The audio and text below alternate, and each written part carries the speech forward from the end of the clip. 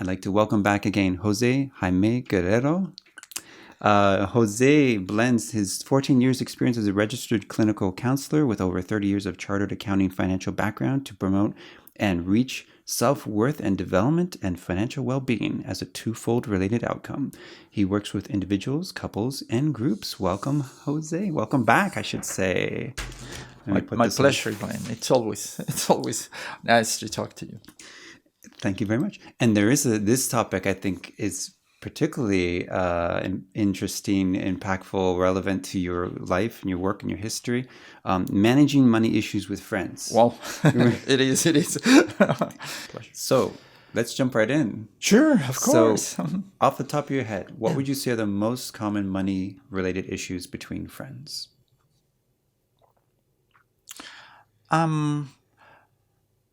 I think that, again, not only in money, but in general, I think that the fear of shame, this, one of the most powerful tools that has been developed to disempower people is to convince us that we're not that good, or that we're not good enough, or that we don't have enough. Yeah. And that's why we go out there believing we have chosen to believe in the story that if we, buy more clothes or certain brands or certain cars, then we will be good. And obviously that ties completely with this sense of belonging that we have been talking in other conversations.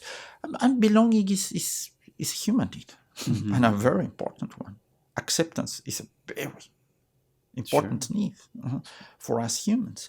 So if we believe that by buying certain type of brands and we put the names as big as possible in our clothes, that is going to make us belong, and that is going to make us project an image that we're successful, then we're going to be accepted. Yeah. But it's a fantasy. It's really a fantasy because when I work with people who still have a lot of money, but they feel lonely or they feel isolated or they cannot connect, they feel rejected.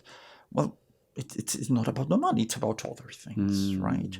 So I think that this is a very long answer, my apologies, but I think that this sense of not enoughness, the fear of not fitting, the shame of not being good enough is the most pervasive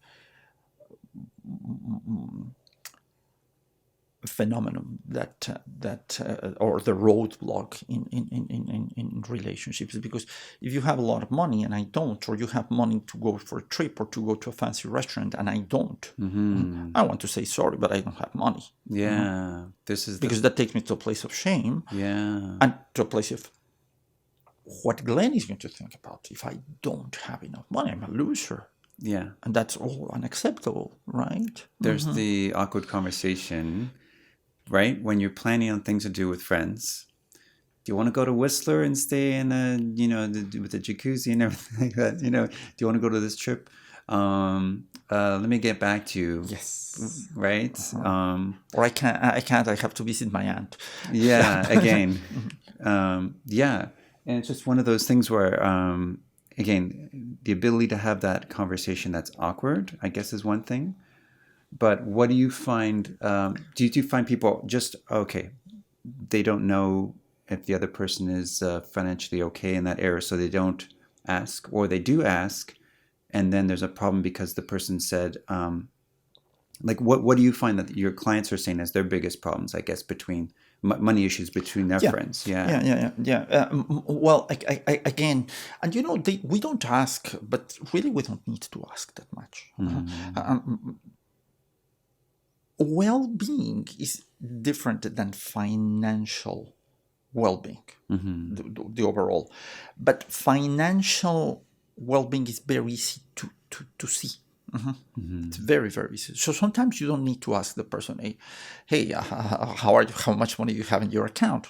You see what the person does or drive, etc. And you can make a guess for where they live, etc. That does not necessarily mean that they are doing very well, because debt is one of the major issues in our society, right? But you know, that could represent again a very big roadblock.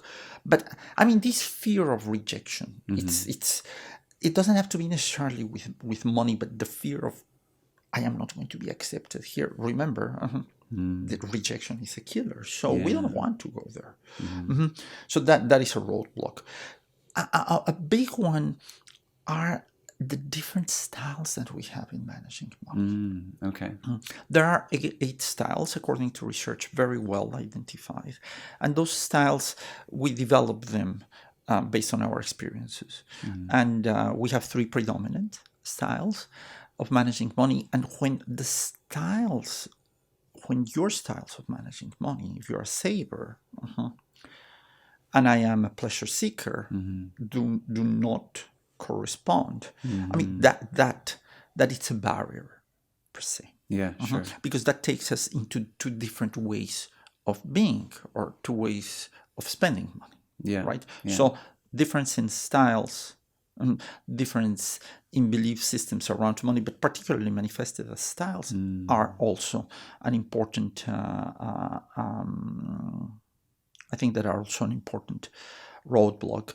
And the financial position. Again, I can't recall exactly the saying, but birds of the same feather tend to stick together, or to flock together, something like I can't recall. But I think that tells you everything, right? So the financial position per se could be a limitation.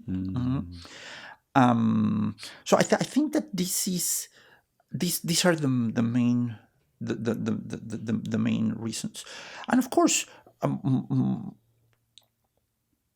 regrettably, we tend to believe we have been very well conditioned to believe that being successful in general means to have a lot of money. Everyone wants that. And when we believe that, we tend to start judging others. And we start going to a very, very sensitive and difficult terrain or belief, which is they didn't do well as I did, because they are not strong enough, because they didn't work hard enough, because they are not that good. And there you go. I mean, that it's a big problem, because it not only creates distance, but it makes us believe that we were or are financially successful because we're very good and we did something, we worked, and the others not. And with that, we're discarding a lot of things that we don't know that can happen to that person, right? Absolutely. But so I believe that these are the most common issues that interfere, or that are roadblocks, as I mentioned, that affect negatively friendships around money. So I'm gonna bring some things again I found from the internet, sort of like real life situations, and bounce them off you in terms of your response here. So starting a business with a friend. See your first facial expression. Yes. May have said it all. Yes, that's right. Sensitive because, again, the styles, the beliefs of those 2 individuals, if they are different, or even sometimes if they are the same, they might have the same styles of managing money, but they might have very different styles of managing stress. And we know what a business means. I mean, no matter what you do, no matter what type of business you do, there is going to be stress.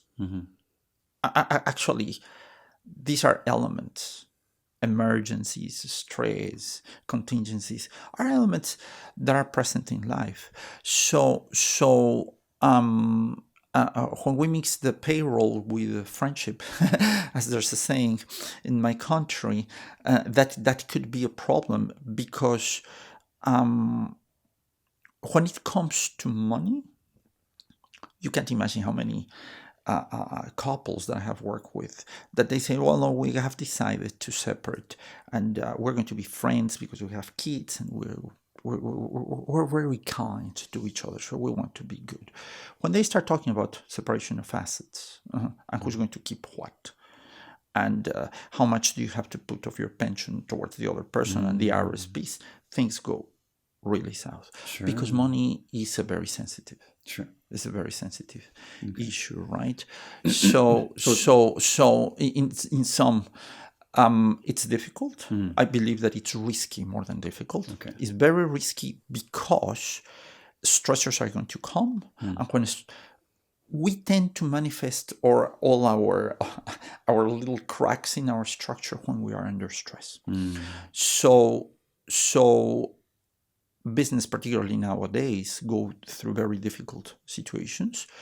And when we disagree in how to manage those situations, or when we manage stress and tension not very effectively, that immediately impacts the friendship, and then the friendship could go south. Okay. As part of that. I'm okay. Interesting. Good to know. I guess it's possible, but not as advisable, almost sounds like. I will agree. It's possible, There are always exceptions to the rule, but it's risky. So what about lending and borrowing money? It may be the same thing, may be different. I will say that it's I will not say exactly the same, but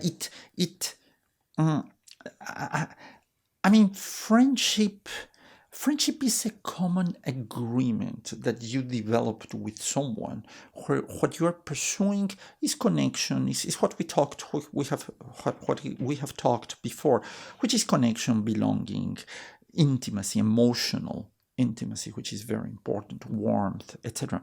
So when you borrow money from someone, you are already in a position of debt. So you owe something, which is the core of the work that I do, and owing is very, very. It puts you immediately in a position of disadvantage. So when you borrow money from a friend, whether we like to accept it or not, I mean, we can try to think differently, but the reality is that one person owes something, and the other person it has given you something. That, in my point of view, breaks, or if not breaks, affects something that's very important in relationship, which is in relationships and in friendships, which is balance, which is equilibrium, reciprocity. That immediately is broken. It has changed enough. Fair enough. This may be in the same territory or not, but hiring a friend. Same situation. So that reciprocity, that equality, that sense of equality, I will not say that it's broken, but to a certain extent, because when you hire a friend, you are now in a position of power. You are in a position, one is the supervisor or the boss, however you want to name it, and the other is the subordinate. So that balance, which is, I believe, a very important ingredient in relationships, is broken. Okay. Or jeopardized, at least. Sure. Minimally. Sure. At minimum. At least it could be maybe a shorter term thing if they're just, doing a service at the beginning and then they just want a reference or something like that. Yeah, well, it's a very short term thing. I recall having to lend money, a little bit of money, to a friend of mine when I just sold the property and I was going to buy the other one. But it was very temporary and very short. But anyways, you owe me one already. Exactly. Kind of. Okay, we're getting down the list here. So this is relevant for Christmas time. So gift giving. again, without a stipulation of any kind of limit, and that can even be a problem.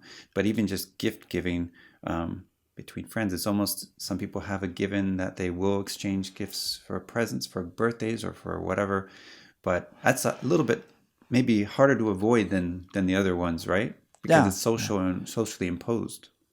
Yes, and again, is this part of shame? Oh my God, how it's possible that I'm not going to give something? How I'm going to be looked? Or what if I buy something that it's, cheap, and how I'm going to be perceived as I don't have money, right? And again, we come to this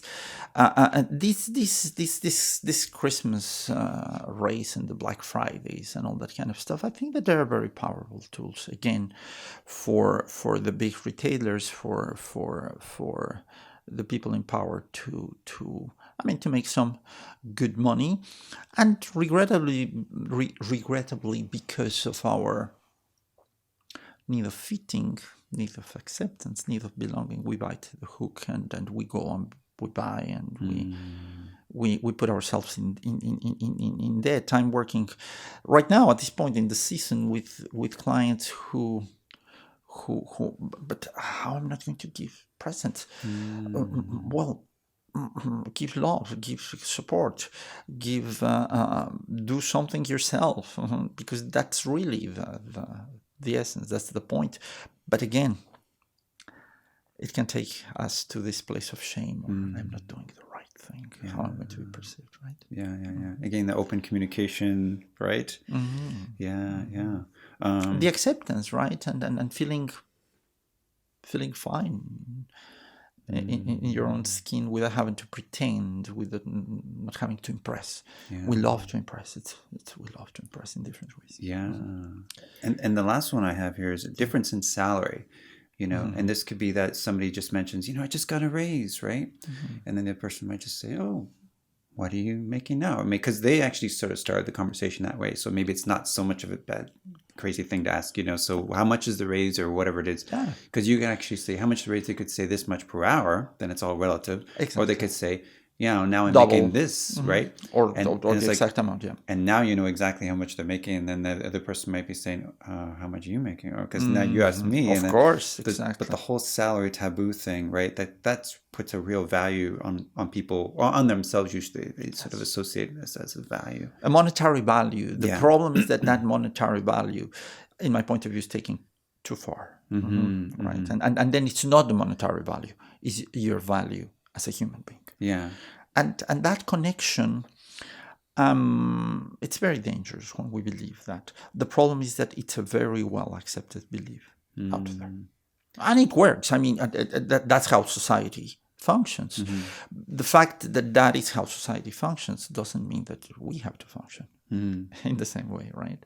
And that's why self-acceptance and self-knowledge and awareness is so important. Now, so is it a good idea or a bad idea to even say that you've gotten a raise to your friends if it's going to make trouble with the conversation to follow, perhaps with envy or who knows what? What do you think? Or also even shame. Shame that, oh my gosh, I am making much more money than my friend who is really a fantastic person. But so all these sort of gaps that lead to imbalance in one way or the other, whether perceived or real, could represent a barrier. So definitely recommended, or maybe just steer clear of the whole, asking for praise from you. No, you're not asking for praise, but you mention that you got a raise. Good idea or bad idea, you think? I think that it depends. Okay. I think that it depends. It's a very good news to share with close friends. It's a very good news to celebrate with good friends, with close friends, or even in general. Hey, guess what? I got a raise, or I was promoted. I think that so far it doesn't take us to start comparing and evaluating ourselves and others, because that's a problem of if we evaluate others, we're going to we're subject also to be evaluated at a certain point. And always when we compare ourselves, there's going to be people that are in a different stage or less developed, but there are going to be a lot of people that are more. So we're going to be a little bit not in a very good place. So I think that it's very situational, right? Is in what context, with which people, how close we are. Are we really doing it to brag, to show off, or it's just sharing something that is a very good news? I think that all those things need to be taken into account. Yeah. I think I've found before in the past that I've needed more acceptance by somebody else, maybe by saying that I got a raise or something like that, right? And now I tend to not do that as much because either I just want to avoid that conversation about how much we're making, or I just don't need that praise. Yeah, maybe? Exactly. But again, you see, it's beautiful what you say. I don't need that praise because I have done enough work myself to feel that I am good and enough. I don't need the external validation to believe that I am good. I have done my inner work, and I'm good. Yeah. Whether I'm praised or not, I know who I am. Yeah. And I'm okay. It all comes down to that. Everything comes back to that. That's why, precisely in the introduction, in what we're talking about, is this development of self-worth. I believe that it's the most important point.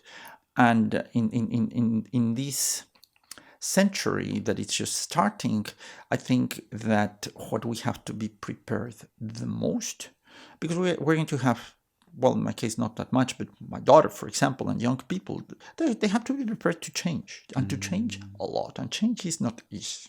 They have to be prepared to transition.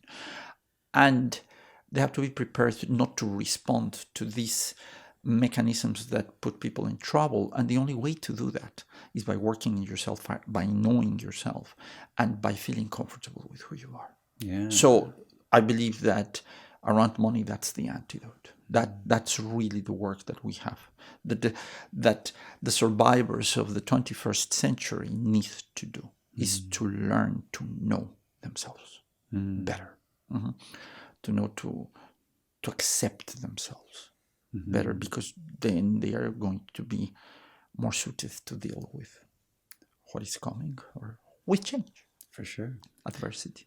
On that note, I think that's a great note to end on. Thank you so much for being our guest on the show. As always, my pleasure. Yeah, Thanks to you, Glenn. Yeah, hope to see you again. Okay. Sure. Thank you. All right. Hey guys, if you enjoyed this podcast, then please like and subscribe, and please help to support this project by donating on our Patreon page. Thanks.